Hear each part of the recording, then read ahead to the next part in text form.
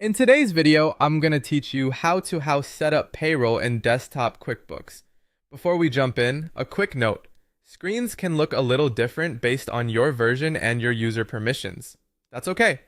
I'll call out the key buttons and fields so you can follow along smoothly. First, open QuickBooks and sign in to your company file. Give the app a second to load the home page. We're heading to the area where you record spending, because that's where you'll categorize payroll-related outflows.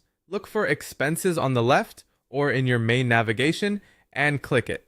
This opens your expense list and the controls for creating a new outlay.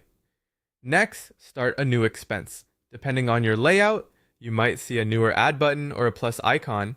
Click that to open a fresh expense form. At the top of the form, choose your payee. This will be the employee, contractor, or the payroll service you're paying. If the person or service already exists in your list, select it.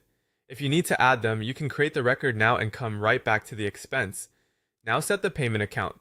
Click the account field and choose the cash or bank account the money is coming from.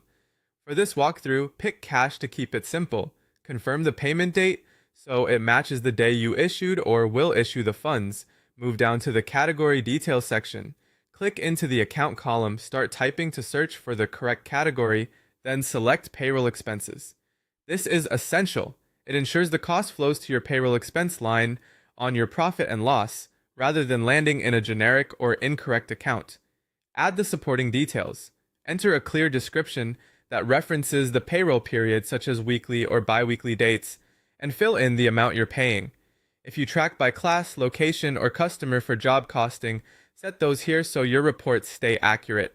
You can also add a memo for internal clarity, like the pay cycle or check run identifier. If you have multiple similar entries to make, use the copy option to duplicate the expense. This saves time and reduces data entry errors. Just update the payee, amount, or memo on each copy as needed. When everything looks right, payee, payment account, payroll expenses category, amount, and memo, wrap it up by selecting Save and Close. QuickBooks will record the transaction and you'll see it listed in your expenses with the correct categorization.